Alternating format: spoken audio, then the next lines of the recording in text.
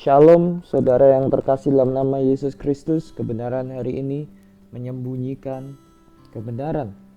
Bapak Ibu Saudara, kita memasuki Kejadian 12 ayat 10 sampai yang ke-20, di mana Abraham mengalami masalah. Kalau kita perhatikan di ayat 12 di situ, apabila orang Mesir melihat engkau, mereka akan berkata, itu istrinya. Jadi mereka akan membunuh aku dan membiarkan engkau hidup. Ada masalah, Abraham akan dibunuh jika ia mengakui Sarai sebagai istrinya. Dan Sarai ini sangat cantik di usianya yang 65, di mana ia selisih 10 tahun kira-kira dengan Abraham. Bapak Ibu Saudara, berbicara setengah kebenaran, ia menyembunyikan setengah kebenaran. Apa yang ia sampaikan? Ia meminta Sarai untuk mengaku sebagai adiknya. Itu betul, tidak salah. Namun ia tidak secara lengkap menyampaikan kebenaran. Ia hanya menyampaikan Sarai sebagai adik, namun ia tidak menyampaikan sebagai istri karena ia takut.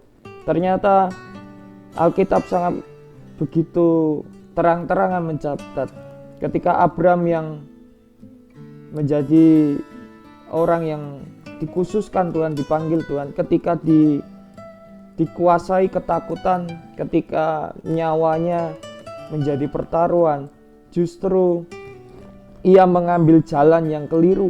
Ia menggunakan caranya sendiri yang tidak memiliki hikmat atau tuntunan Tuhan. Nah, ini sangat keliru. Akhirnya apa? Kalau kita perhatikan ayat 14 sampai 16, Sarai diambil Firaun, dan setelah itu kita lihat Abram mendapat harta. Itu satu kesalahan, bukan kebahagiaan.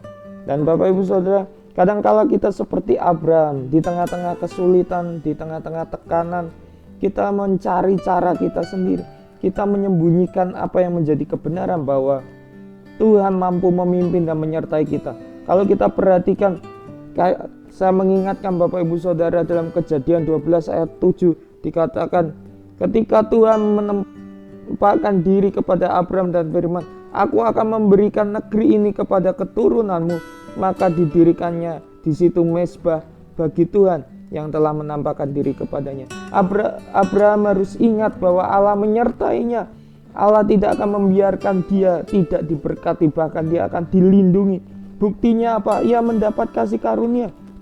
Ia dilindungi. Kalau kita perhatikan ayat 17, tetapi Tuhan menimpakan tulah yang hebat kepada Firaun, demikian juga kepada seisi istananya. Karena Sarai istri Abraham itu. Mengapa yang mendapat hukuman justru Firaun? Karena Firaun memaksa mengingini sesuatu yang bukan miliknya, Bapak Ibu Saudara.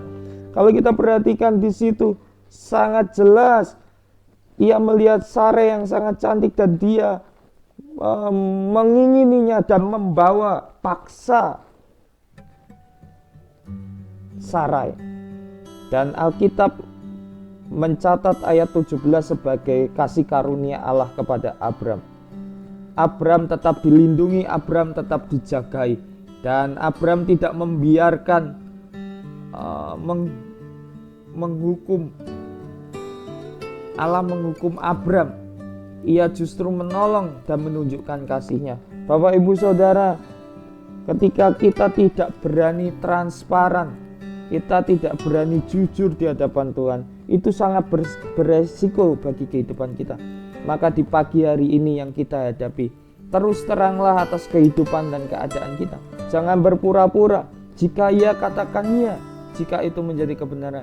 Bapak Ibu Saudara, ketika kita dalam ketakutan, akuilah bahwa kita butuh pertolongan Tuhan. Bukan kita mencari jalan kita sendiri untuk selamat. Itu namanya egois. Dan itu bukan cara yang Tuhan pimpin. Itu bukan hikmat Tuhan. Dan mari kita berhenti berdalih dan menyembunyikan apa yang menjadi kebenaran. Kebenarannya adalah Tuhan penolong kita. Tuhan memberkati sepanjang hari kita. Haleluya.